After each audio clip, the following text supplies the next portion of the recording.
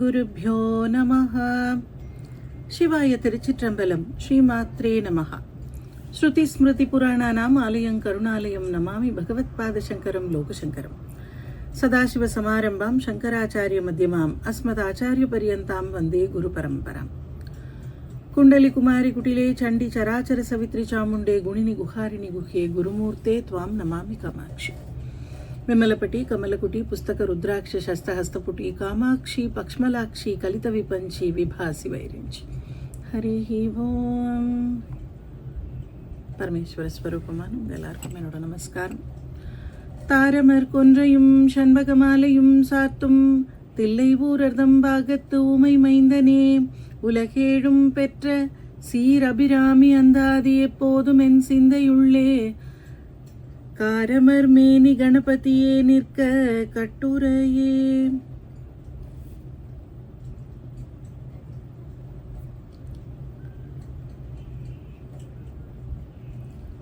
எழுபத்தி 5வது ஸ்லோகத்தில் நிறுத்தினோம். பூங்குழலாளாகிய அபிராமியினுடைய திருமேனியை மனசுக்குள்ள யாரு குறிச்சு வச்சிருக்காங்களோ, அதாவது நாம் இப்போ ஸ்தோத்திரங்களை மனப்பாடம் பண்ற மாதிரி யார் அவளுடைய திருமேனியை மனப்பாடம் பண்ணி அப்படி கண் மூடினா, இப்போ எப்படி சிந்தூராருண விக்கிரகம்னா எப்படி நமக்கு லலிதா சஹஸ்ரநாமம் வருதோ, அது மாதிரி கண்ணை மூடி உட்கார்ந்த உடனே தேவியினுடைய திருவுருவம் மனசுக்குள்ள வருதா, யார் அப்படி குறிச்சு வச்சிருக்காங்களோ அவங்களுக்கு என்ன ஆகும் அப்படின்னு சொன்னார். என்னெல்லாம் கிடைக்கும் அப்படிங்கிறதையும் சொன்னார். திருமேனி குறித்தவரே அப்படின்னு முடிச்ச இடத்தோட நாம போன வாரம் முடிச்சோம். இப்போ ரொம்ப பொருத்தமான ஒரு பாடல் இப்போ வந்திருக்கு. குறித்தேன் மனத்தில் நின் கோலமெல்லாம் அப்படிங்கிற பாடல். குறித்தேன் மனத்தில் நின் கோலம் எல்லாம், நின் குறிப்பறிந்து மறித்தேன் மரளி வருகின்ற நேர்வழி, வண்டு கிண்டி வெறி தேனவள் கொன்றை வேணிப்பிரான் ஒரு கூற்றை மெய்யில் பறித்தே குடி புகுதும் பஞ்சபாண பைரவியே.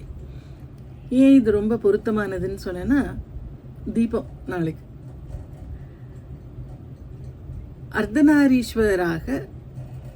அர்த்தநாரீஸ்வரருக்கு எவ்வளவு விசேஷம் அப்படின்னு திருவண்ணாமலை தீபம் பார்க்குறவங்களுக்கு தெரியும். அர்த்தநாரீஸ்வரர் வந்த அப்புறம்தான் தீபமே ஏற்றுவாங்க. அவர் வந்துட்டு போகணும். அதுக்கப்புறம் தான் இங்கே இறைவனுடைய ஒரு பாதியை பறித்து குடிபுகுந்த அந்த தேவியை பற்றின பாடலாக இது இருக்கு.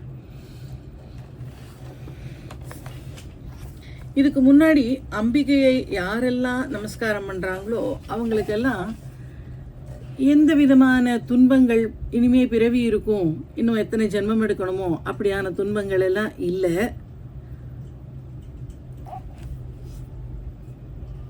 யாருக்குன்னு சொன்னாரு, அதை யார் மனசுல குறிச்சு வச்சிருக்காங்களோ அவங்களுக்கு அப்படின்னு சொன்னார்.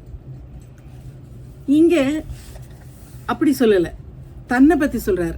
நான் மனசுல குறிச்சேன் அப்படின்னு. குறிச்சவங்களுக்கு என்னென்ன கிடைக்கும்னு சொன்னதுக்கு அப்புறம் இவர் தான் மனதில் குறிச்சு வச்ச விஷயத்த சொல்றார். இப்படி யாருக்கு மனசுல கண்ணு மூடின உடனே அந்த பிம்பம் அப்படியே வருதோ அவங்களுக்கு இதெல்லாம் கிடைக்கும், அவங்களுக்கு பிறவி கிடையாது, அவங்களுக்கு இந்த பிறவியில கிடைக்க வேண்டியதெல்லாமும் கிடைக்கும், செல்வங்களும் கிடைக்கும், இந்திர பதவி வரைக்கும் கிடைக்கும். அதுக்கப்புறம் அவங்களுக்கு பிறவி இல்ல, தாயர் இன்றி மங்குவர் அப்படின்னு சொன்னார். தங்குவர் கற்பகத்தருவின் நிழலில் அப்படின்னு இப்படி எல்லாம் சொன்னதுக்கு அப்புறம் இங்கே தான் குறிச்சு வச்ச அந்த விஷயத்தை சொல்றார். தான் எப்படி குறித்தேன் அப்படின்னு தான் ஆரம்பிக்கிறார். நான் மனசுல எப்படி குறிச்சு வச்சிருக்கேன் அப்படின்னா, ஈஸ்வரனை தனியா தேவியை தனியா குறிச்சு வைக்கல. ரொம்ப தொன்மை கோலம் அப்படின்னு மாணிக்க வாசக பெருமான் சொல்வார். தொன்மை கோலம் அப்படின்னு, தொன்மை கோலம்னா முதல்ல வந்த கோலமே என்னன்னா அவங்க 2 பேரும் இணைந்த கோலம் தான்.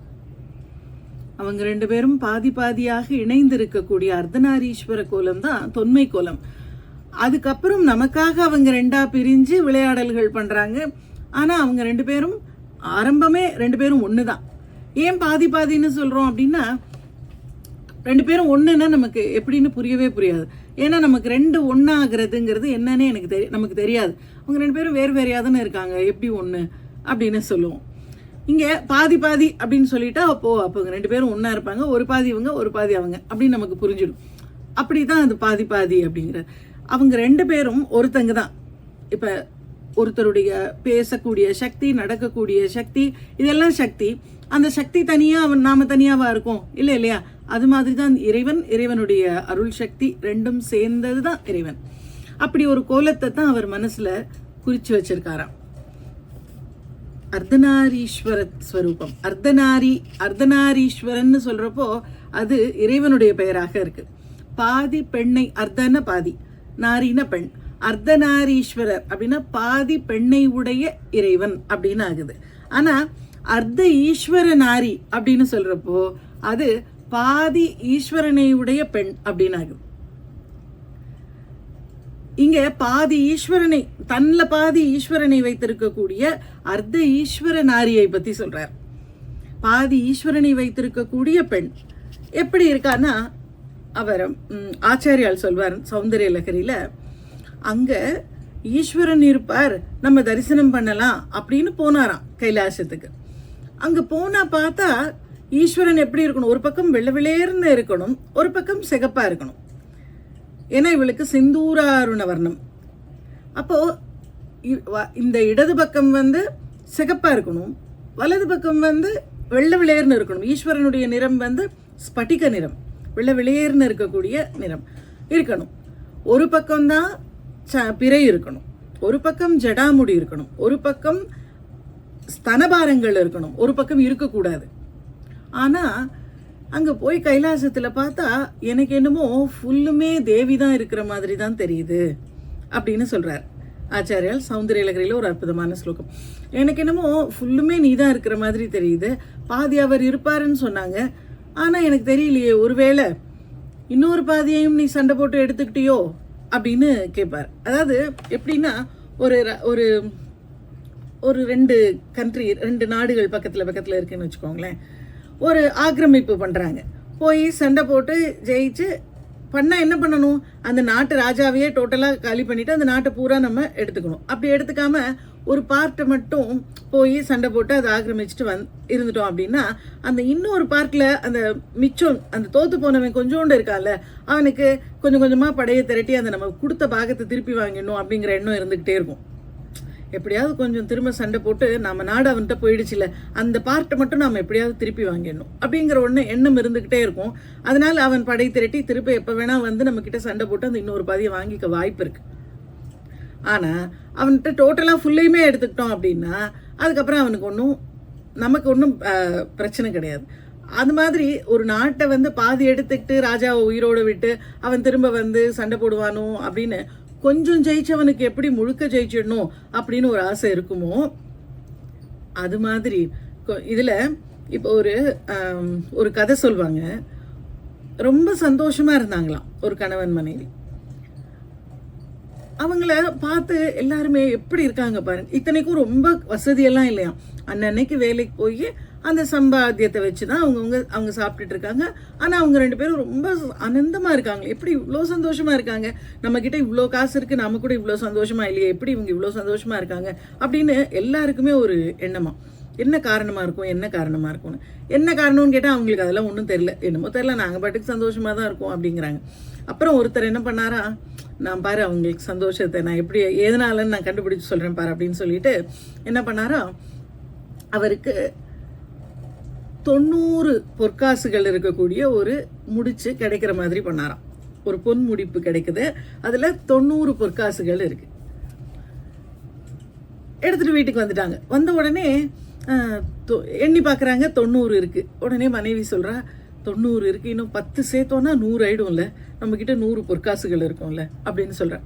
சரி அப்ப நம்ம 100 பொற்காசுகள் சேர்ப்போம் அப்படின்னு சொல்லிட்டு அதுக்கப்புறம் அவங்க சந்தோஷமாவே இல்லையா.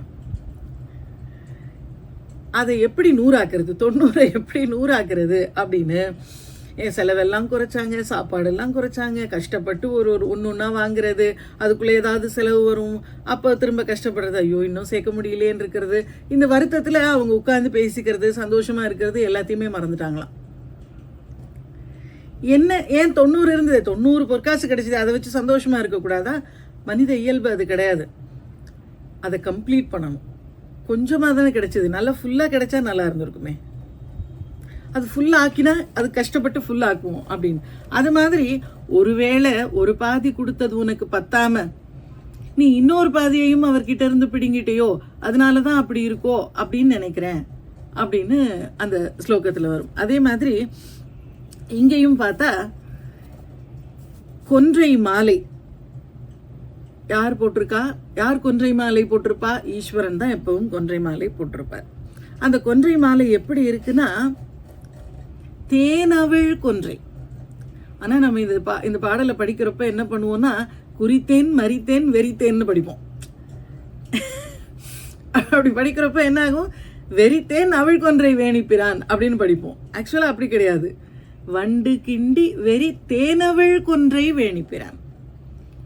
தேனவிழ் கொன்றை, தேன் அவிழ் கொன்றை அப்படின்னா பொதுவாக இறைவன் சூட்டி இருக்கக்கூடிய மாலைகள்ல இருக்கக்கூடிய மலர்களுக்கு வண்டுகள் வராது. தேவலோகத்து மலர்களை இறைவன் சூடி இருக்கிறதுனால அந்த தேவலோகத்து மலர்களுக்கு வண்டுகள் எப்பவும் வர்றதில்லை. ஆனா ஈஸ்வரன் தன்னுடைய கருணையினால சரி நம்ம கொன்றை மலர்லையும் வண்டு குடிக்கட்டும் அப்படின்னு விட்டுட்டாராம். அதனால தேன் அப்படியே வண்டு கிண்டுது. வண்டு கிண்டுதல் அப்படின்னா என்னன்னா அது போய் கால் வச்சா அது வரைக்கும் உள்ள அப்படியே கண்டெயின் ஆகிருக்கக்கூடிய அந்த தேனானது அது ஒரு தடவை ஓப்பன் பண்ண உடனே என்ன ஆகுது? அப்படியே கொட்டுது. தேன் அவிழ் கொன்றை. வண்டு கிண்டினதுனால தேன் அப்படியே கொட்டுதான். அப்படி கொட்டக்கூடிய கொன்றை மாலைகளை அணிந்திருக்கக்கூடியவர். அதனால தேனவிழ் கொன்றை வேணிப்பிரான். வேணினா அந்த தேவி ஜடாமுடின்னு ஒரு அர்த்தம். இறைவனுக்கு வேணி அப்படிங்கிறதே ஒரு பெயர், வேணிப்பிரான். அப்படிப்பட்ட அந்த இறைவனை பத்தி சொல்றப்போ கொன்றை தாரமர் கொன்றையும் செண்பக மாலையும் தான் ஆரம்பிச்சாரு. தில்லை ஊரரை பத்தி சொல்றப்ப தில்லை ஊர்க்காரர் யார்? நடராஜ பெருமான். நடராஜ பெருமானை பத்தி சொல்றப்ப ஆரம்பிக்கிறப்பவே என்ன சொன்னார்? தாரமர் கொன்றையும் செண்பக மாலையும் சாத்தும் தில்லை. தாரமர் கொன்றை யார் சாத்துவா? இந்த பக்கம் ஈஸ்வரன், அந்த பக்கம் செண்பக மாலை யாரு? தேவி. ஸோ இங்க அப்படி இருக்கக்கூடிய அந்த நடராஜருடைய அப்படின்னு தான் ஆரம்பிச்சார். ஒரு ஆரம்ப பாடல்கள்லயே பாத்தீங்கன்னா கொன்றைவார் சடைமேல் பனி தரும் திங்களும் பாம்பும் பகீரதியும் படைத்த புனிதர் அப்படின்னு சொன்னார். கொன்றை வார்சடை, அவருடைய வார்சடை இருக்கு இல்லையா, அந்த ஜடாமுடி மேல கொன்றை மலர்களை சூடியிருக்கிறார்.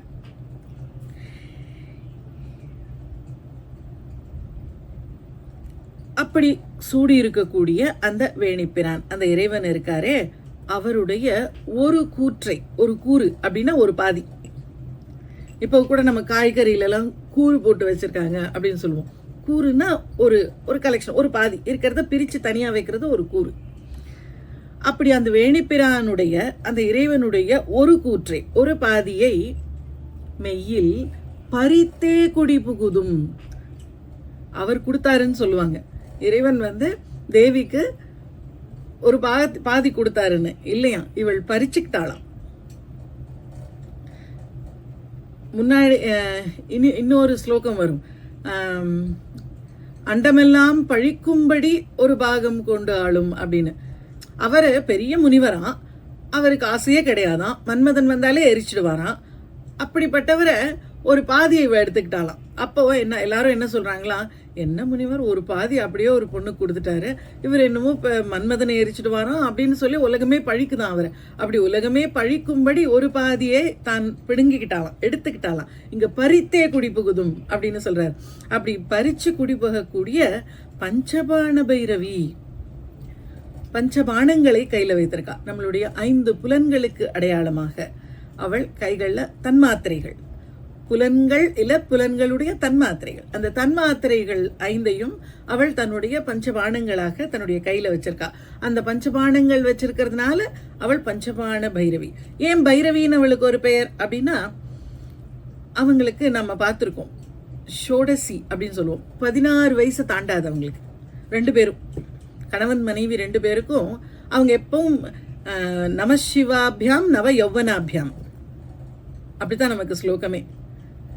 நவ யௌவனத்தோட இன்னைக்கு புதுசா இளமையோடு இருக்கிற மாதிரியே இருப்பாங்க. அவங்களுக்கு மூப்பு கிடையாது. ஏன்னா காலத்தை ஆதாரமாக வச்சு இல்லை, அதனால அவங்களுக்கு மூப்பு கிடையாது. அப்படி இருக்கக்கூடியவர்கள் இறைவனுக்கு பைரவர் அப்படின்னு பெயர், அதனால தேவிக்கு பைரவின்னு பேர். 12 வயசுல இருக்கக்கூடிய பெண் குழந்தைக்கு பைரவின்னு பேர். இவள் 12 வயசு பெண் குழந்தையாக இருக்காள், அதனால அவளுக்கு பைரவி அப்படின்னு பேர். பஞ்சபாணங்கள் கையில வச்சிருக்கிறதுனால பஞ்சபாண பைரவி அப்படின்னு. இங்க தேவிக்கே பைரவி அப்படிங்கிற ஒரு பெயர் உண்டு.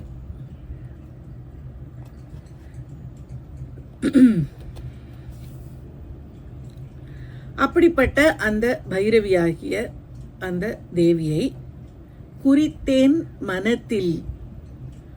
அந்த தேவியை எப்பவும் மனசுல குறிச்சு வச்சிருக்காராம். குறிச்சு வச்சிருக்கிறதுனா எப்படி குறிச்சு வச்சிருக்கிறது?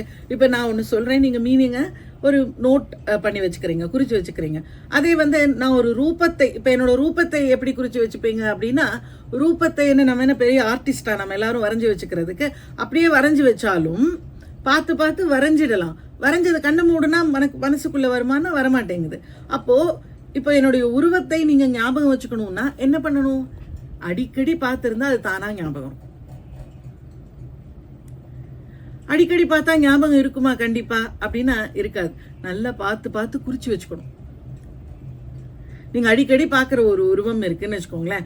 இப்ப நாம இந்த பசில்லாம் கேட்பாங்கல்ல, கண்ணு மட்டும் காமிச்சு இது யாரு, மூக்கு மட்டும் காமிச்சு இது யாருன்னு. அப்போ நமக்கு நல்லா தெரிஞ்சவங்களா இருப்பாங்க, ஆனா கண்ணு மட்டும் பார்த்தா நம்மளால தெரியாது, அவங்க யாருன்னே தெரியாது. அப்படித்தானே தேவியினுடைய ரூபம் நம்ம மனசுல இருக்கு.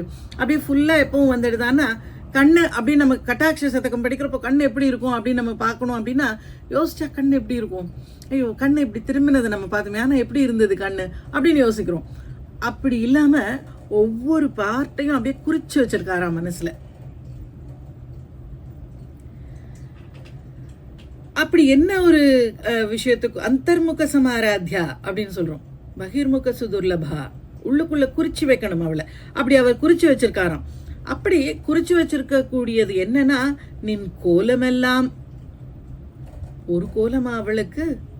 எவ்வளவு, இப்ப பேர்லயே எடுத்துக்கோங்க, நம்ம எவ்வளவு நாமங்கள் இருக்கு அவளுக்கு.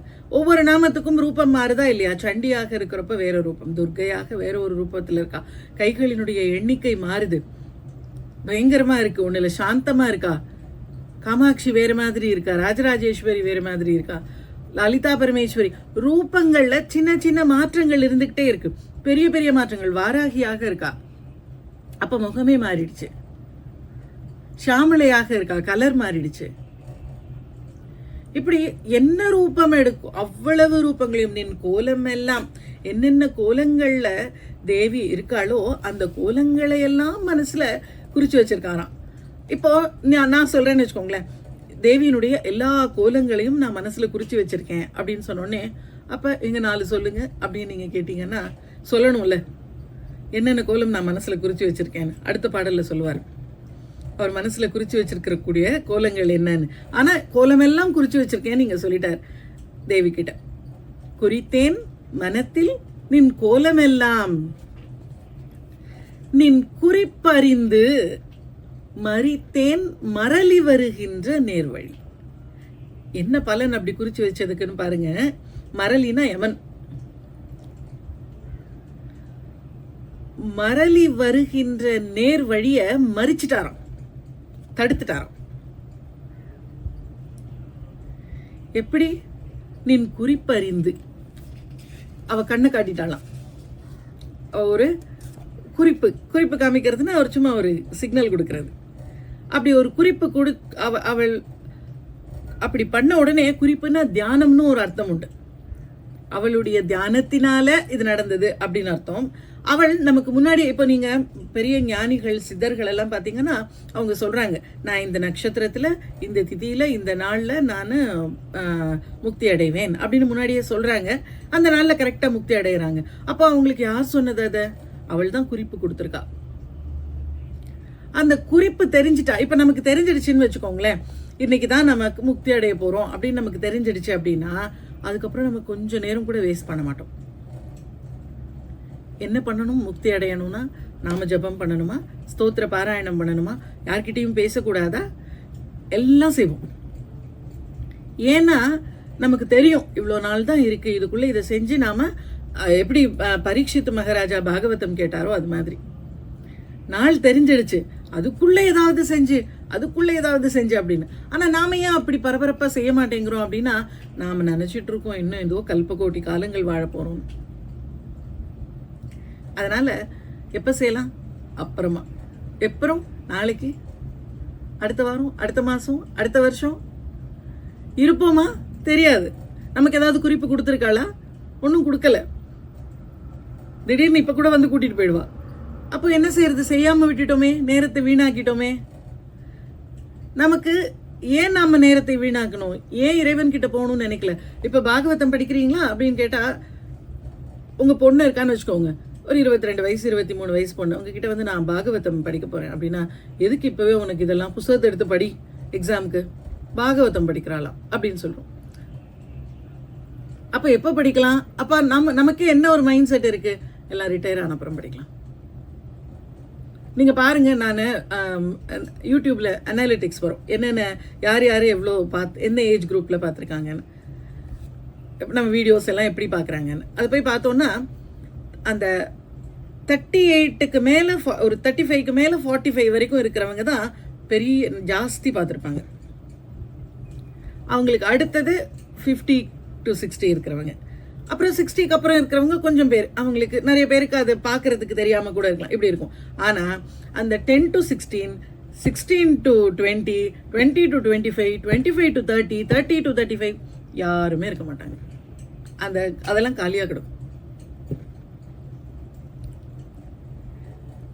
இது அவ்வளவு கரெக்டா இருக்காதுன்னு வச்சுக்கோங்க. நீங்க உங்க ஐடி கிரியேட் பண்றப்போ நீங்க என்ன டேட் ஆஃப் பர்த் கொடுக்குறீங்களோ அதுல இருந்து அவன் எடுக்கிறான், எவ்வளோ வயசுக்காரங்க இதை பாக்குறாங்க அப்படின்னு சொல்லிட்டு. Busy with career, busy with studies, அதெல்லாம் நமக்கு வந்து ஒரு சாக்கு, இதை தெரிஞ்சுக்காம இருக்கிறதுக்கு. அப்போ எப்போ அதுக்கு நேரம் வருது? எல்லாம் இப்போ எல்லாம் எல்லாரும் என்ன ஸ்டேஜில் இருக்காங்க? எல்லாம் ஒன்று பசங்கள்லாம் படிக்க வெளியில் போயிட்டாங்க, இல்லை கல்யாணம் பண்ணிக்கிட்டு வெளியில் போயிட்டாங்க. என்ன பண்ணுறதுன்னு தெரியல. சரி சும்மா தானே இருக்கும், இந்த கதையை கொஞ்சம் நேரம் கேட்போமே அப்படின்னு வந்து கேட்குறாங்க. அவங்க இன்னமும் தீவிரமான சாதனாக்கு எப்போ வருவாங்கன்னா தெரியாது, எப்போ வருவாங்க. சில பேர் வரலாம், சில பேர் வராமலே கூட போகலாம், இல்லை அவங்க 60 வயசுக்கு மேலே செஞ்சுக்கலான்னு கொஞ்சம் பேர் வெயிட் பண்ணலாம். ஆமாம், பேரண்ட்ஸ் யாரு? இப்போ இருக்கிற குழந்தைங்களுக்கு நீங்கள் தானே பேரண்ட்ஸு. நீங்கள் சொன்னீங்களா உங்கள் குழந்தைக்கு இதெல்லாம் கற்றுக்கோ, தினம் பாராயணம் பண்ணு அப்படின்னு? உங்கள் பேரண்ட்ஸ் சொல்லலை, நீங்கள் இப்போ பேரண்ட்ஸ் தானே, நீங்கள் சொல்ல வேண்டியது தானே குழந்தைங்களுக்கு. ஸோ இங்கே எப்போவோ இன்னும் கல்பகோட்டி காலங்கள் இருப்போம்னு நினச்சிக்கிட்டு நாம் செய்ய வேண்டியது செய்யாமல் இருக்கோம். அங்கே அவருக்கு பாருங்க, அவ சொல்லிட்டாளாம், குறிப்பு கொடுத்துட்டா, காலகாலத்தில் சீக்கிரம் செய்ய அப்படின்னு. அந்த ஆர்டர் வந்த உடனே இவர் என்ன பண்ணிட்டாரா, அவர் மனசில் தியானம் எல்லாம் பண்ணி எல்லாம் கரெக்டாக எல்லாம் செய்ய வேண்டியதெல்லாம் பண்ணி கரெக்டாக கோலம் எல்லாம் மனதில் குறிச்சிட்டதுனால என்ன ஆச்சுன்னா, யமன் வர வழியை மறிச்சிட்டாராம். மரணமில்லா பெருவாழ்வு, மரளி வருகின்ற நேர்வழி மறித்தேன் நின் குறிப்பறிந்து.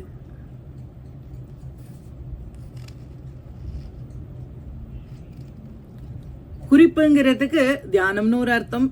அவளுடைய குறிப்பு எது மூலமா காமிப்பாங்க? நீங்க உட்கார்ந்துட்டு இருக்கீங்க, நீங்க அந்த பக்கம் போங்க அப்படின்னு காமிக்கணும்னா அப்படி கண்ணாலேயே சொல்லுவோம்ல, அப்படி போயிடு அப்படின்னு சொல்லிட்டு. கட்டாட்சத்தின் மூலமாகத்தான் குறிப்பு கிடைக்கும். தேவியினுடைய கட்டாட்சம் கிடைச்சிருக்கு அவருக்கு. அதனால என்ன ஆயிடுச்சு? மரணம் இல்லை, யமன் வரது தெரிஞ்சு அதை மறிச்சிட்டாங்க. அவளே மறிச்சிட்டா, யமன்லாம் வர முடியாது. அவளுடைய பக்தர்கள் கிட்ட யமன் வந்து கூட்டிட்டு போனா பிறவி இருக்கும், அதனால அவள் விடமாட்டா, அதனால மறிச்சிட்டா. அப்படிப்பட்ட பைரவியை நான் மனசுல குறிச்சதுனால எனக்கு இப்படி ஆச்சு.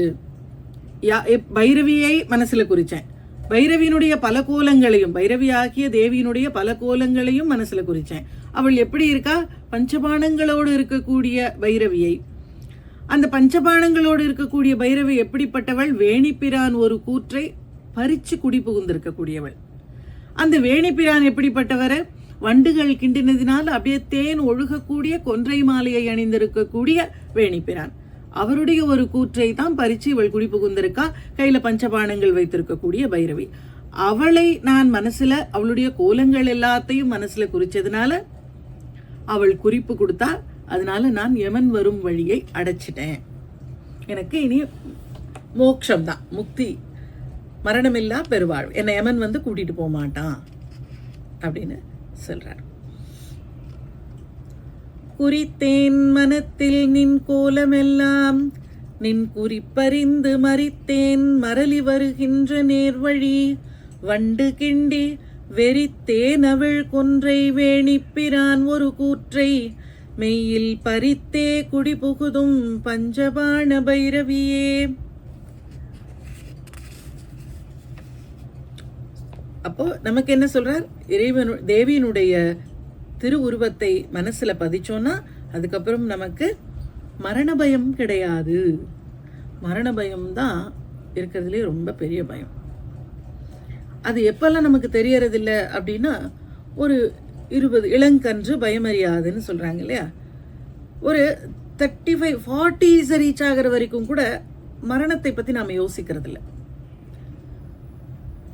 அப்ப அந்த பயம் எல்லாம் இல்லை. 40க்கு அப்புறம் எப்பவாவது அதுவும் இப்பெல்லாம் நிறைய கேள்விப்படுறோம், எப்பவாவது நம்ம வயசுல இருக்கிறவங்க இல்ல நாம பார்த்து நம்ம முன்னாடி நமக்கு சீனியரா இருந்தவங்க யாராவது ஒருத்தங்க மரணம் அடைந்தாங்க அப்படின்னு நம்ம கேட்டோம்னா, கேட்ட உடனே என்ன வயசு?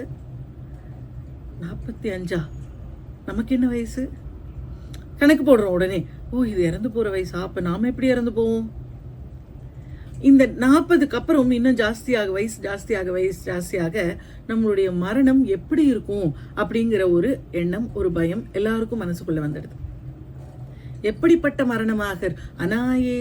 அனாயாசேன மரணம், வினாதைன்யேன ஜீவிதம் அப்படின்னு கேட்கணும்னு எப்ப தோணுது? 50ஸ்ல தான் தோணுது.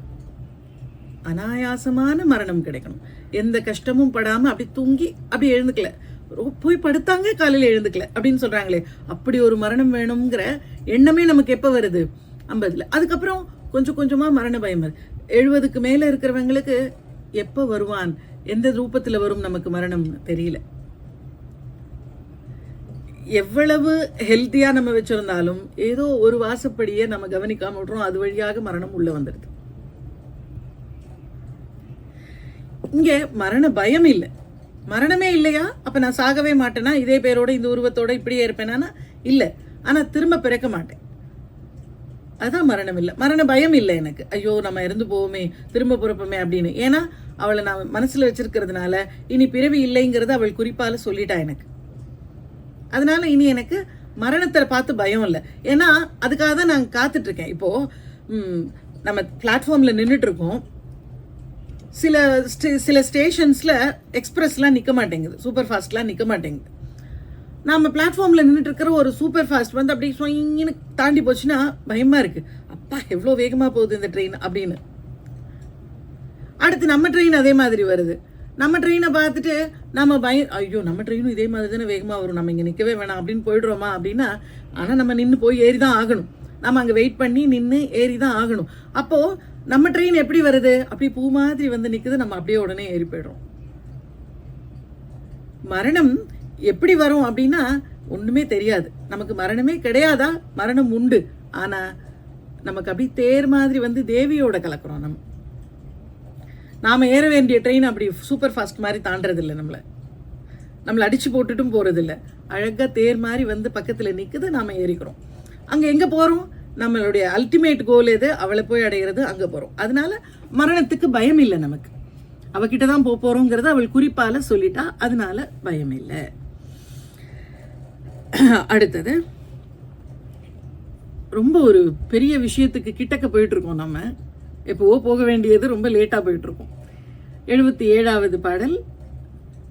இந்த 76வது பாட்டுக்கு பலன் வந்து நமக்கு உரிமையானது நமக்கு கிடைக்காம இருந்தது அப்படின்னா, இந்த பாடலை தொடர்ந்து பாடுறப்போ நமக்கு உரிமையானது நமக்கு கிடைக்கும். ஏதாவது இந்த சொத்துக்கள் என்ன உரிமையானது, அதுதான், வேற என்ன. அடுத்தது 77வது பாடல்ல தேவியினுடைய நாமங்கள். நாமபாராயண பிரீதா அவளுடைய நாமங்களை சொன்னா அவளுக்கு ரொம்ப சந்தோஷம். எவ்வளவு நாமங்களை சொல்றாரு இதுல. குறித்தேன் நின் கோலமெல்லாம்னு சொன்னாரே, என்ன கோலங்கள் எல்லாம் சொல்றாரு? பைரவி, பஞ்சமி, பாசாங்குஷை, பஞ்சபாணி, சண்டி, காளி, வைரவி, மண்டலி, மாலினி, சூலி, வராகி. இவ்வளவு கோலங்களை இப்ப நீங்க யோசிச்சு பாருங்க. இதுலயே நமக்கு ஒரு சில நாமங்கள் நமக்கே ரூபம் உள்ள வருது. இந்த இப்படிதான் இருப்பாங்கல்ல, வாராகி. வாராகி நல்லா தெரியுது, டக்குன்னு உடனே வருது. காளி, காளி எப்படி இருப்பாங்க? பஞ்சபாணி, பஞ்சபாணங்கள் வச்சிருக்கக்கூடியவங்க எப்படி இருப்பாங்க? பாசாங்குஷை எப்படி இருப்பாங்க? இதெல்லாம் நமக்கே வருது. இப்படி அந்த என்ன நாமங்கள் எல்லாம் இங்க. இன்னொன்னு, நான் நிறைய தடவை சொல்லியிருக்கேன், நமக்கு வச்சிருக்கக்கூடிய பெயர்களுக்கும் அவளுடைய நாமங்களுக்கும் வித்தியாசம் உண்டு. என்னன்னா, நம்ம பேர் நம்ம குணம் என்னவா இருக்கும் அப்படின்னு தெரிஞ்சு வைக்கல. தாமரை மாதிரி கண்ணு இருக்கும்னு தெரிஞ்சு தாமரை கண்ணின்னு பேர் வைக்கல. அவங்க தாமரை கண்ணின்னு பேர் வச்சாங்க. கண்ணு எப்படி இருக்குமோ அப்படிதான் இருக்கும். பேர் வச்சதுனால அதுவும் மாறல. அப்ப நாம சம்பாதிச்சது கிடையாது பெயர். ஆனா அவள் நாமங்கள் எல்லாம் அவளுடைய குணங்கள், அவள் சம்பாதிச்சது. ஒவ்வொரு நாமமும் அவளுடைய ஏதோ ஒரு ஆட்ரிபியூட்டை பத்தி நமக்கு ரொம்ப விரிவாக சொல்லுது. ஒவ்வொரு நாமத்திலையும் ஒரு அர்த்தம் இருக்கு, அவளை பத்தின ஒரு விஷயம் இருக்கு. லலிதா சஹஸ்ரநாமம் எவ்வளோ 1000 நாமங்கள். அது போதாம திரும்ப திரிசதியில ஒரு 300 நாமங்கள். அது இல்லாம இருக்கா நாமங்கள்? மோஸ்ட்லி லலிதா சஹஸ்ரநாமத்துல கவர் ஆயிட்டாலும் அது இல்லாமலும் நிறைய நாமங்கள் இருக்கு. அப்ப எல்லா நாமங்களையும் நம்ம தெரிஞ்சுக்க முடியுமா, சொல்ல முடியுமா அப்படின்னா, நமக்கு நம்மளுடைய ஆயுள் பத்தாது. அவளுடைய நாமங்கள் எல்லாத்தையும் தெரிஞ்சுக்கணும்னா அது நமக்கு தெரிஞ்சுக்க வேண்டிய அவசியமும் கிடையாது. ஆத்துல தண்ணி ஏகப்பட்டது தான் ஓடும். நாம ஒரு கை மொண்டு குடிச்சா போதும். ஆத்து தண்ணியை பூரா குடிக்க முடியுமா என்ன நம்மளால? நம்ம தாகத்துக்கு எவ்வளவு வேணும்? ஒரு கை மொண்டு குடிச்சா போதும். அப்படி கொஞ்சோண்டு. ஃபர்ஸ்ட் நாமம் என்ன? பைரவி. இதைத்தான் நாம முன்னாடியே சொன்னோம். பைரவிங்கிற நாமம் நமக்கு லலிதா சஹஸ்ரநாமத்திலையும் இருக்கு. ஸோ இந்த பைரவி அப்படிங்கிற நாமம் இது நாம திருப்புகழ்ல கூட இந்த நாமம் நிறைய வரும். பைரவின் தித்தித்தைய ஒத்த பரிபுர நிறுத்தப்பதும் வைத்து பைரவி வருது இல்லையா? இதெல்லாம் உங்களுக்கு நல்லா தெரிஞ்ச பாடல் தான். இந்த பைரவி அப்படிங்கிறது ரொம்ப தைரியமாக இருக்கக்கூடிய ஒரு பெண்ணை குறிக்கக்கூடியது அப்படின்னு ஒரு அர்த்தம் உண்டு. அதனால போர்க்களத்துல இருக்கக்கூடிய விவரணைகள் வர்றப்போ அதுல பைரவி அப்படிங்கிற நாமம் வருது. பைரவனுடைய மனைவியாக இருக்கிறதுனால பைரவி அப்படின்னும் ஒரு, பைரவர்ங்கிறது சிவனுடைய அம்சம், அதனால அவருடைய சக்தியாக இருக்கக்கூடியவள் பைரவி அப்படின்னும் ஒரு அர்த்தம் உண்டு. அதுக்கப்புறம் பஞ்சமி. பஞ்சமிங்கிறது ரொம்ப அற்புதமான ஒரு பெயர். நமக்கு பஞ்சமிங்கிற திதி தான் நமக்கு தெரியும். பஞ்சமிங்கிற அவளுடைய பஞ்சபாணங்கள் கையில வச்சிருக்கா இல்லையா, அந்த பஞ்சபாணங்கள்ல இருந்து வந்தவளுக்கு பஞ்சமின்னு பேர். யாரது? வாராகி. வாராகிக்கு அப்படி ஒரு பெயர் உண்டு. இதுல சிருஷ்டிகர்த்ரி பிரம்மரூபா, கோப்த்ரி கோவிந்த ரூபிணி, சம்ஹாரிணி ருத்ரரூபா, திரோதானகரீஸ்வரி, சதாசிவ அனுகிரகதா. அனுகிரகம் அதாவது படைத்தல், காத்தல், அழித்தல், மறைத்தல், அருள் தருதல். அந்த அனுகிரகம் பண்ணக்கூடிய அவளுடைய இறைவனுக்கு என்ன பெயர்? சதாசிவன். சதாசிவனாக இருந்து அனுகிரகம் பண்றாள் அவள். அது 5வது தொழில். முதல் தொழில் படைத்தல், அடுத்தது காத்தல், அதுக்கப்புறம் ஒன்னாக்குறது, எல்லாத்தையும் அழித்தல்னு நம்ம சொன்னோம், லயப்படுத்துறது, அதுக்கப்புறம் மறைத்தல், அருள் தருதல். அந்த அருள் தருதல் அப்படிங்கிறது 5வது தொழில். இறைவி அனுகிரக சக்தி, இறைவனுடைய அனுகிரக சக்தி, சதாசிவனுடைய அனுகிரக சக்தி, அருள் சக்தியாக இருந்து நமக்கு அருள் பண்ணக்கூடியவள் தேவி. அதனால 5வது தொழிலை தானே எடுத்து செய்யறதுனால அவளுக்கு பஞ்சமின்னு பேர். பஞ்ச கிருத்தியங்கள்னு சொல்றோம், 5 தொழில்கள். இந்த 5 தொழில்கள்ல 5வது தொழில் அனுகிரகம் பண்றது, அருள் பாலித்தல், அருள் செய்தல். அந்த அருள் செய்தல் அப்படிங்கிற தொழில் அவளுடையது. அது அவள் எடுத்து செய்யறதுனால அவளுக்கு பஞ்சமி அப்படின்னு பேர். 5வது சக்தியாக இருந்து, அப்ப மிச்ச 4 யாரு? அதுவும் அவளே தான். முதல் சக்தியாக இருந்து படைக்கிறார், 2வது சக்தியாக, அது மாதிரி 5வது சக்தியாக சதாசிவனுடைய சக்தியாக இருந்து அனுகிரகம் பண்றா. அதனால அவளுக்கு பஞ்சமி அப்படின்னு பேர். இச்சாசக்தி, கிரியாசக்தி, ஞான சக்திக்கு அப்புறம் ஆதிசக்தியாக, இது எல்லாத்துக்கும் இந்த 3 சக்திகளுக்கும் ஆதிசக்தியாக இருந்து பராசக்தியாக, அதுக்கும் உயர்ந்த, பரான மிக உயர்ந்தது, பராசக்தியாக இருக்கக்கூடியவள். அப்ப 5ஆகுதா? இச்சாசக்தி, ஞானசக்தி, கிரியாசக்தி, ஆதிசக்தி, பராசக்தி.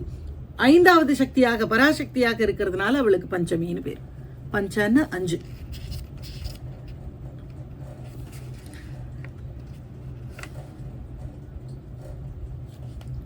அடுத்தது பாஷாங்குஷை. ராகஸ்வரூப பாஷாட்யா குரோதாகாராங்குஷோஜ்வலா சொல்றோம். பாசம் அங்குஷம் ரெண்டும் கையில வச்சிருந்தா பாஷாங்குஷை. காமாட்சியாக லலிதா பரமேஸ்வரியாக இருக்கிறப்போ ஒரு கையில பாசமும் ஒரு கையில அங்குஷமும் வச்சிருக்கா. பாஷாங்குஷங்கள் கையில வச்சிருக்கிறதுனால அவளுக்கு பாஷாங்குஷை.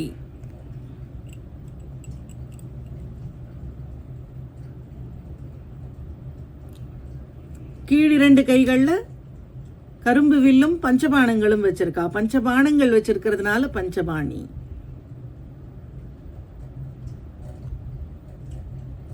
பஞ்சபாணங்களும் தன்மாத்திரைகளை குறிக்கக்கூடியது. பஞ்ச தன்மாத்திர சாயிகா அப்படின்னு சொல்றோம்.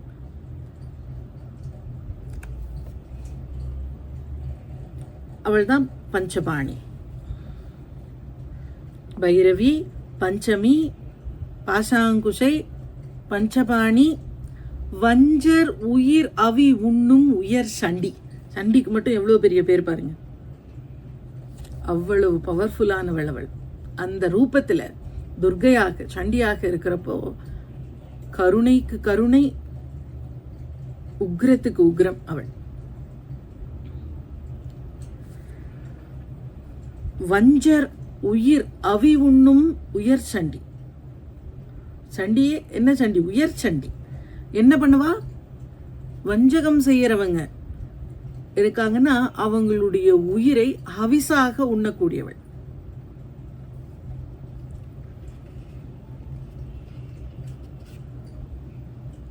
ஹவிசுனா பலியாக அப்படின்னு நீங்க புரிஞ்சுக்கலாம்.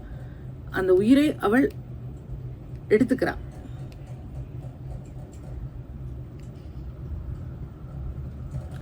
தேவேந்திர சங்க வகுப்புல படிச்சிருக்கோம். கனை கழல் நினையலர் உயிர் அவி பைரவி.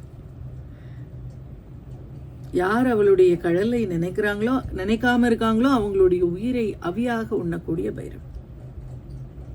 அததான் இங்க உயிர் அவி உண்ணும் உயர் சண்டி அப்படின்னு சொல்றார். சண்டி துர்கை தான் சண்டி. சண்டிகா அப்படிங்கிற நாமமும் நமக்கு லலிதா சஹஸ்ரநாமத்துல இருக்கு. சண்டிக்கு அப்புறம் காளி. அழகு, அப்படி ஒரு அழகு பத்ரகாளி.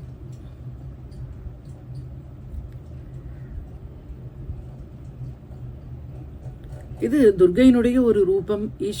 இது ரொம்ப கருப்பா இருக்கிறதுனால காளின்னு அவளுக்கு பேர்.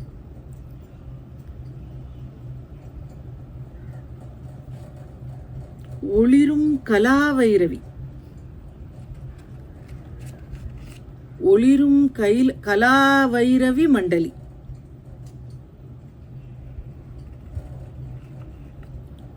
கலைகளை எல்லாம் அப்படியே கோத்து ஒரு ஒட்டியானமாக இடுப்புல கட்டியிருக்கா. மண்டலம்னா ரவுண்டா ஒரு ஹிப் பெல்ட்டா கலைகளை எல்லாம் இடுப்புல கட்டியிருக்கா. ஒளிரும் கலாவைரவி மண்டலி.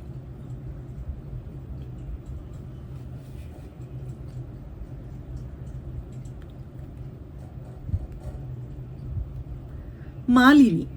மாலினினா பலவிதமான மாலைகள் சூடி இருக்கக்கூடியவள் மாலினி. அவளுடைய மாலைகள்ல ரொம்ப முக்கியமானது அக்ஷர மாலை. ஆ முதல் க்ஷா வரைக்கும் இருக்கக்கூடிய அக்ஷரங்களை மாலையாக சூடி இருக்கக்கூடியவள். அக்ஷமாலாதிதரா அப்படின்னு ஒரு நாமம் இருக்கு இல்லையா? அப்படி மாலைகள், பலவிதமான மாலைகள் சூடி இருக்கக்கூடியவள் மாலினி. வாராகி உங்களுக்கு நிறையவே தெரியும். பஞ்சபாணங்களிலிருந்து, லலிதையினுடைய பஞ்சபாணங்களிலிருந்து வந்த மந்திரிணியம்பா, மந்திரிணியாகிய தாய் வாராகி. வராக அவதாரமாகிய ஸ்ரீமன் நாராயணனுடைய வராக அவதாரத்தினுடைய சக்தி.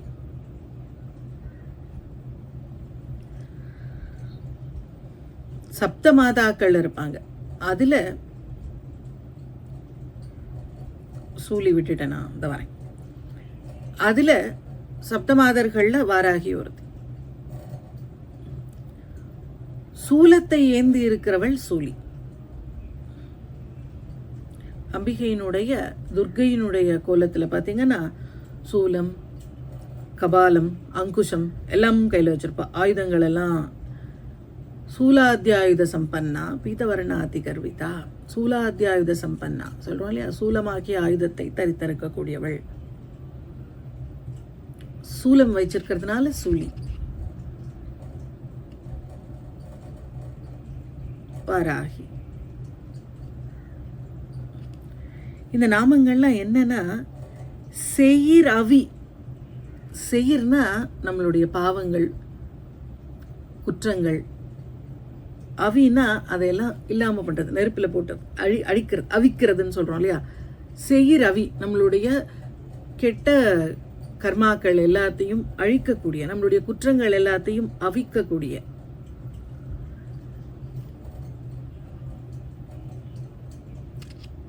செயிரவி நாமங்கள்.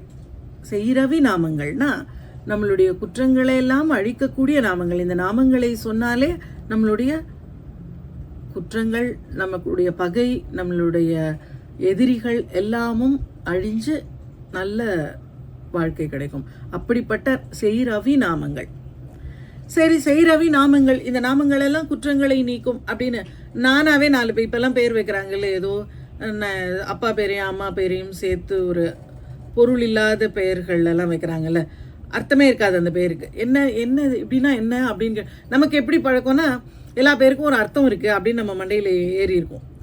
அதனால் யாராவது புதுசாக ஒன்று சொன்னால் அப்படின்னா என்ன அப்படின்னு கேட்போம். அப்படின்னா ஒன்றும் இல்லை, அவங்க பேர்லேருந்து 2 எழுத்து, இவங்க பேர்லேருந்து 2 எழுத்து அப்படி சொல்லுவாங்க.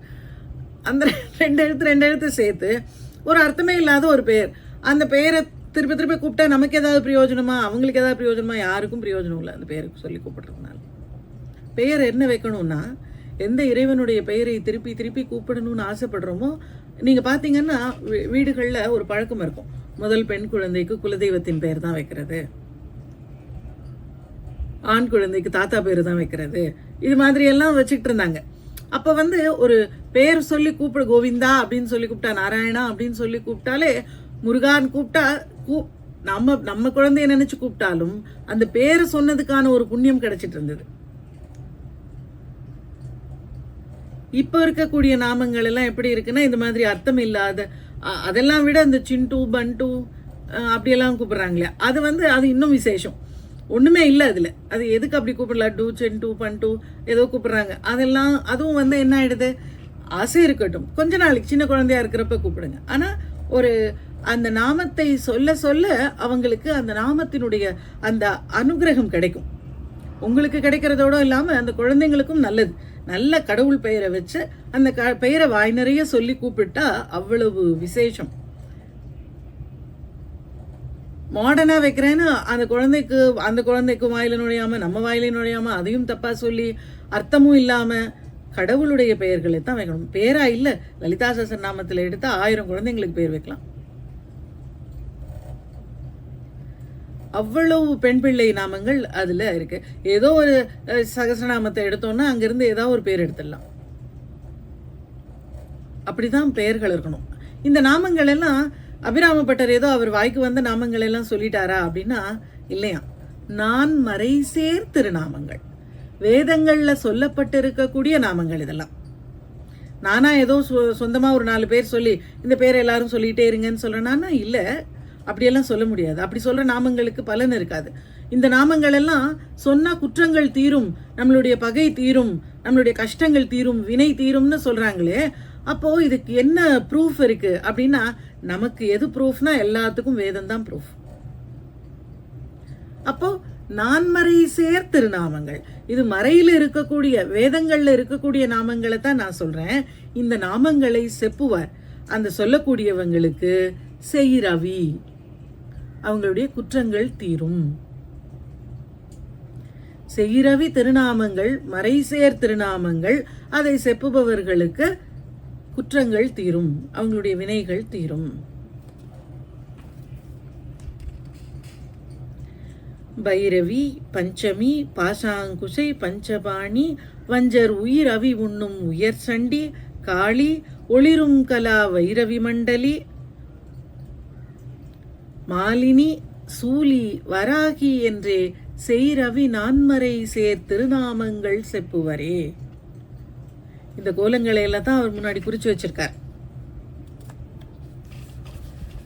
இப்ப அந்த கோலங்கள்ல கொஞ்சத்தை சொல்லிட்டார், எல்லாத்தையும் சொல்ல முடியாது, ஏன்னா அது கடல் மாதிரி இருக்கு, அதனால சொல்ல முடியாது. பைரவி, பஞ்சமி, பாசாங்குசை, பஞ்சபாணி, வஞ்சர் உயிர் அவி உண்ணும் உயர் சண்டி, காளி, ஒளிரும் கலா வைரவி மண்டலி, மாலினி, சூலி, வராகி என்றே செய்ரவி நான்மறை சேர் நாமங்கள் செப்புவரே.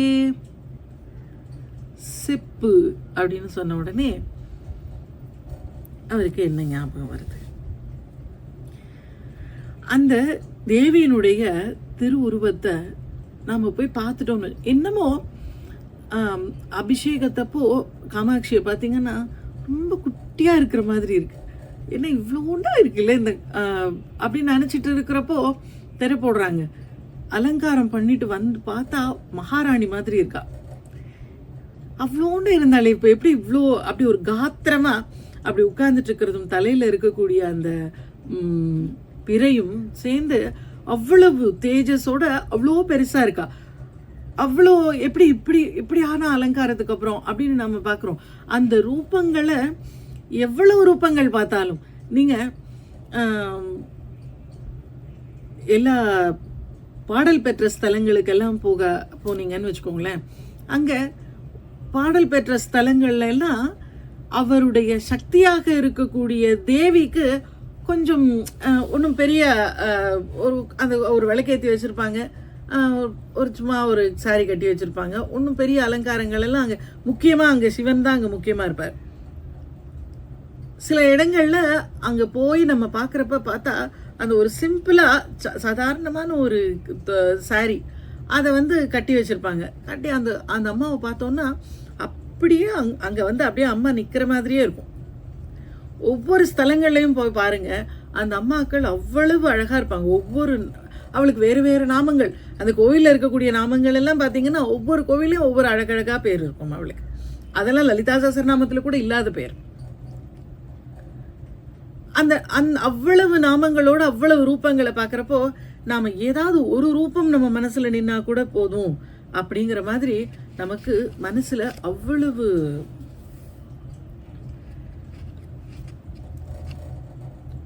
ஏன் அப்படி மனசுல ஏதாவது ஒரு கோலத்தை குறிக்கணும்? ஏன் மனசு ஒரு ஒரு ரூபத்தை பிடிச்சுக்கோ அப்படின்னு அதுகிட்ட ஏன் சொல்லணும் அப்படின்னா, நீங்க ரூபத்தை பிடிச்சுக்கோன்னு சொல்லலைன்னா, பாராயணம் பண்ணுன்னு சொல்லலைன்னா, ஜபம் பண்ணுன்னு சொல்லலைன்னா, மனசு என்ன அது பாட்டுக்கு பேசாம இருக்கும்னு நினைக்கிறீங்களா? மனம் ஒரு குரங்கு, எதையாவது பிடிச்சுக்கணும், தாவணும். அதுக்கு நீங்க பிடிச்சுக்கிறதுக்கு சரியான விஷயத்தை கொடுக்கலன்னா அது தப்பான விஷயத்தை பிடிச்சுக்கும். ஆனா எதையாவது பிடிச்சிட்டு தான் இருக்கும் அது.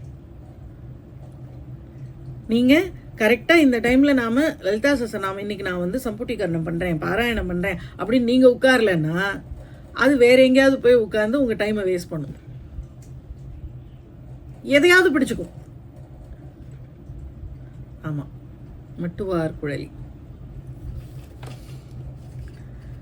அது மாதிரி மனசுக்கு அது அந்த குரங்குக்கு ஏதாவது ஒரு கொம்பை நீங்களே கொடுத்துட்டீங்கன்னா அது பிடிச்சிக்கிட்டு பேசாம இருக்கும், நம்ம கண்ட்ரோல்லையாவது இருக்கு. இல்லைன்னா அது எங்கேயாவது போய் அது பின்னாடி நாம போற மாதிரி ஆயிடும். இங்க தேவியினுடைய வெரி குட் 2 மாசமா பண்ணிட்டு இருக்கீங்களா சம்புட்டீகரணம்? Very good.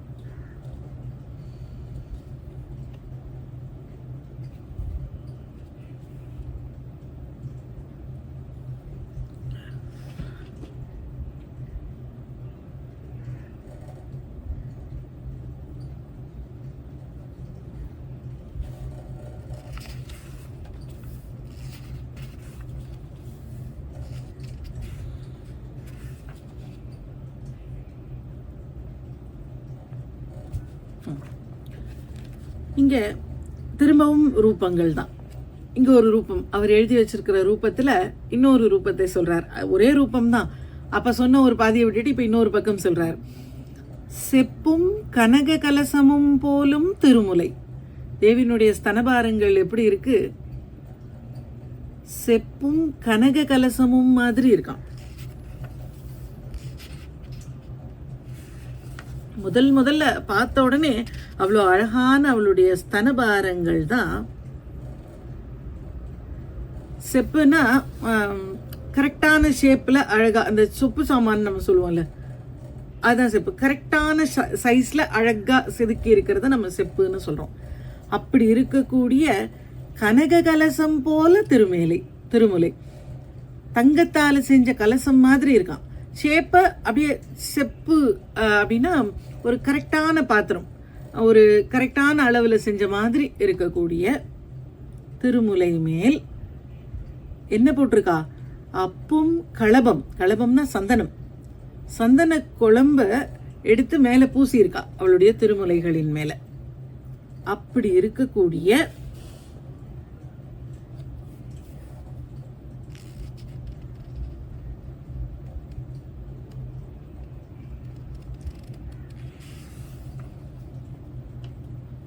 செப்பும் கனக கலசமும் போலும் திருமுலை மேல் அப்பும் களபம், களபத்தை அப்பி வைத்திருக்கக்கூடிய அபிராமவல்லி.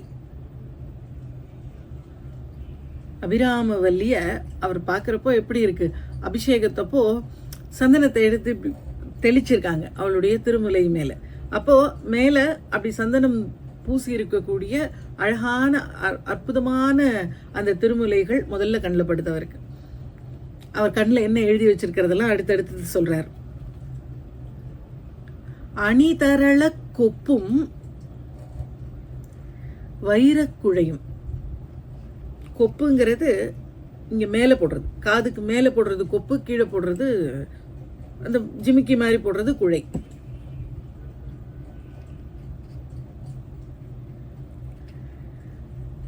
அணி தரள கொப்புனா முத்துக்கள் வரிசையா பதிச்சிருக்கக்கூடிய கொப்பு. அப்புறம் கீழே வைரத்துல ஜிமிக்கி போட்டிருக்கா, வைரக்குழை. விழியின் கொழுங்கடை. அந்த காதுல தோட பாக்குறப்பவே இந்த காது ஓரமாவே அவளுடைய கண்ணு இருக்கு. காது கண், விழியின் கொழுங்கடை எது வரைக்கும் நீண்டு இருக்கு? காதளவு நீண்ட விழிகள், காது வரைக்கும் நீளமான கண்கள் அவளுடையது. இப்ப காதுல தோடு கொப்பு பாக்குறப்பவே அவருக்கு கண்ணும் இங்க வருது. அந்த கண்ணோட இந்த பார்வையானது இந்த கடைசிக்கு போனா அதுதான் நம்ம கொழுங்கடை. அது அப்படி கொழுங்கடைன்னா கொழுத்து இருக்கிறது அப்படின்னு சொல்றோம்ல, அப்படி அதுல அருள் கோத்து இருக்கு, கருணை கோத்து இருக்கக்கூடிய அந்த கடை விழிகள். கொப்பும் வைர குழையும் விழியின் கொழுங்கடையும். கொழுமையா இருக்கு. கொழுமைனா அப்படியே அதுல அவ்வளவு அனுகிரகம் இருக்கு. அதுதான் அது ரொம்ப இருக்கக்கூடிய அந்த கருணையை தான் நாம அந்த கடைக்கண் பார்வை வராதான்னு நாம நிக்கிறோம். எதுக்காக நிக்கிறோம்? அந்த குழுத்த அந்த கண்கள் பார்வை. கொழுங்கடையும் துப்பும் நிலவும் எழுதி வைத்தேன் என் துணை விழிக்கே.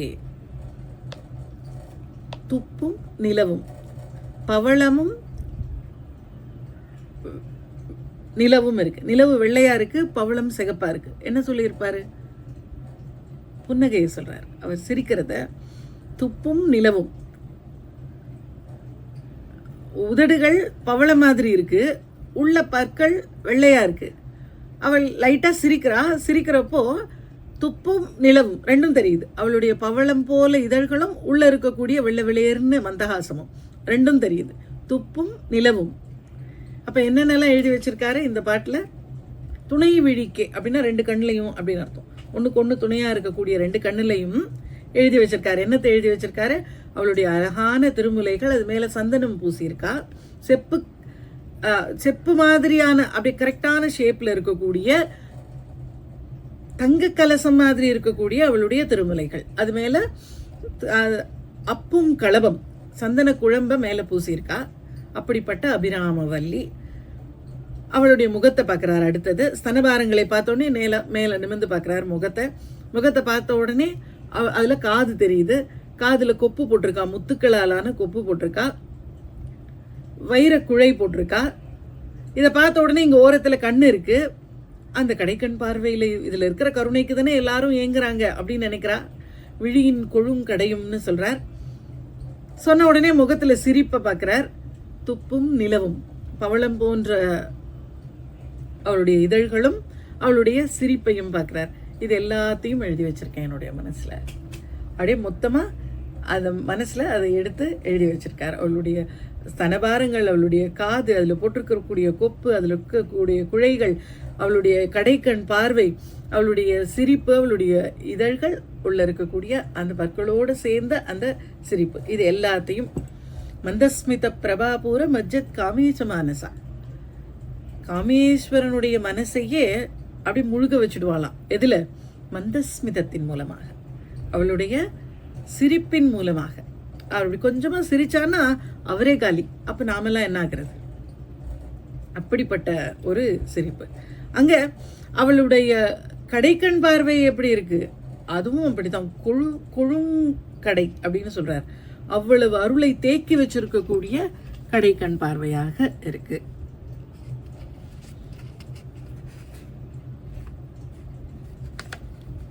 நவவித்ரும பிம்பஸ்ரீ அப்படின்னு வரும். நவவித்ரும பிம்பம்னா புதுசா அப்படி பளபளன்னு பாலிஷ் பண்ண பவளம் மாதிரி அவளுடைய இதழ்கள் இருக்கு அப்படின்னு. இங்க அததான் துப்பும் நிலவும் அப்படின்னு சொல்றார். அப்படி இருக்கக்கூடிய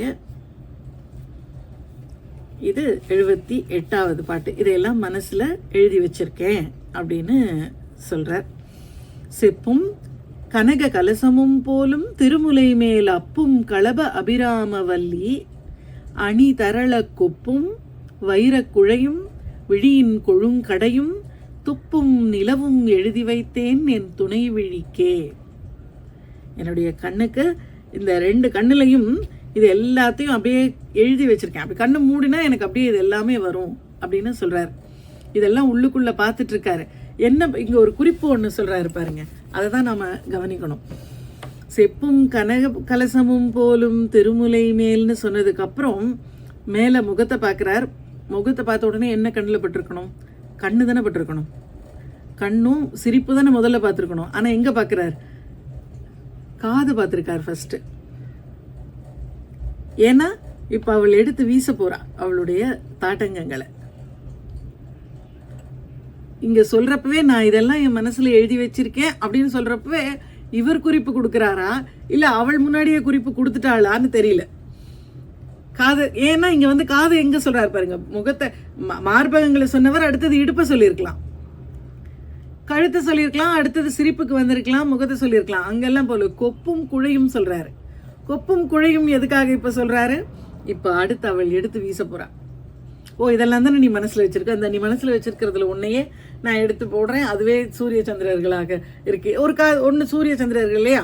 அவளுடைய தாட்டங்க யுகலீபூத தபனோடுப்ப மண்டலா, தபன மண்டலம் உடுப்ப மண்டலம். ஸோ இங்க இந்த 2 பக்கமும் சேர்ந்தா ஒன்னு சூரிய மண்டலம், ஒன்னு சந்திர மண்டலம்.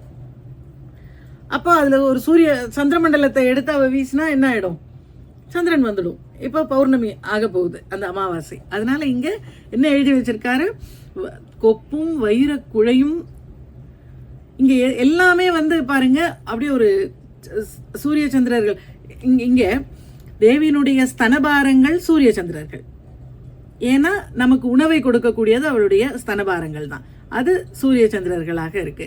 இங்க அவளுடைய தோடு 2ம் சூரிய சந்திரர்கள், தாட்டங்க யுகலீபூத அதுவும் சூரிய சந்திரர்கள். அவளுடைய விழிகள் சூரிய சந்திரர்கள், விழியின் கொழுங்கடை சொல்றாரு. சூரிய சந்திரர்களாக இருக்கக்கூடிய எல்லாத்தையும் சொல்றாரு. அவளுடைய இதழும் சிரிப்பும் ஒன்னு சிகப்பா இருக்கு, ஒன்னு வெள்ளையா இருக்கு. வெள்ளையா இருக்கிறது நிலவு, சிகப்பா இருக்கிறது சூரியன். அப்போ நிலவு சூரியனா இருக்கக்கூடிய அவகிட்ட இருக்கிற எல்லாத்தையும் சொல்லிட்டாரு. இப்ப அவள் ஒரு இதுல இருந்து ஏதாவது ஒன்னு சூஸ் பண்ணி அவள் நிலவை தூக்கி போடணும். இவ்வளோ நிலவு உங்ககிட்ட இருக்கு, ஏதாவது ஒரு நிலவை தூக்கி போட்டு இப்போ அதை பௌர்ணமி ஆக்கு அப்படிங்கிற மாதிரியான ஒரு விஷயம் இந்த பாடல்ல இருக்கு. செப்பும் கனக கலசமும் போலும் திருமுலை மேல் அப்பும் களப அபிராமவல்லி அணிதரள கொப்பும் வைரக் குழையும் விழியின் கொழுங்கடையும் துப்பும் நிலவும் எழுதி வைத்தேன் என் துணை விழிக்கே. இத சொல்லிட்டார். அதுக்கப்புறமும் அவள் இன்னும் ஒன்றும் நிலவு வரல. எத்தனை கட்டுக்களை 100 கயிறுகளை கட்டி உட்கார்ந்துருக்கார். 78 கயிறுகள் கட் பண்ணியாச்சு. யாரோ பாவம் கட் பண்றவங்க பேலன்ஸ்டா கட் பண்ணிட்டு இருக்காங்க. ஒரு பக்கமா கட் பண்ணிட்டு வந்திருந்தா 78க்கே விழுந்திருப்பார். அழகா கட் பண்ணிட்டு வராங்க. அப்படியே பேலன்ஸ்டா இந்த பக்கம் ஒண்ணுன்னா அந்த பக்கம் ஒண்ணுன்னு கட் பண்ணிட்டே வராங்க. இப்ப 78 கட் பண்ணியாச்சு. இன்னொரு 22 கயிறுகள் தான் கட்டி இருக்கு. அதுலதான் உட்கார்ந்துருக்கார். கீழே நெருப்பு எரிஞ்சிட்டு இருக்கு. அப்போ என்ன யோசிப்பார் அவர்? என்னடா இப்படி இருக்காங்க இவங்கெல்லாம், என்னமோ நம்ம சொல்லிட்டோம், அவ என்ன நம்மள ஏதோ சொல்லிட்டா, அதுக்காக நம்மளை இப்படி கொண்டு வந்து இங்க உட்கார வச்சிருக்காங்களே அப்படின்னு நினைக்கிறப்போ ஒரு வெறுப்பு வரும்ல இங்க இருக்கிறவங்களெல்லாம் பார்த்து. என்னடா என்னமோ வந்து அடிப்பேன், ஏதோ அமாவாசை பௌர்ணமின்னு சொல்லிட்டேன்னு விட்டு போகலையே அப்படின்னு இருக்குமா? அவர் என்ன மனநிலையில இருந்திருப்பாருன்னு நமக்கு தெரியல. அவர் தேவியவே நம்பி இருந்துட்டாரா, இல்ல அவர் ஏதாவது யோசிச்சிருப்பாரா இங்க இருக்கிற மனிதர்களை பத்தி அப்படின்னு? அடுத்த பாடல்ல அவர் என்ன சொல்றார், அதுக்கப்புறம் தேவி எப்படி அனுகிரகம் பண்றாங்கங்கிறத அடுத்த வாரத்துல பார்க்கலாம். ஸ்ரீமாத்ரே நமஹ. சிவாய திருச்சிற்றம்பலம்.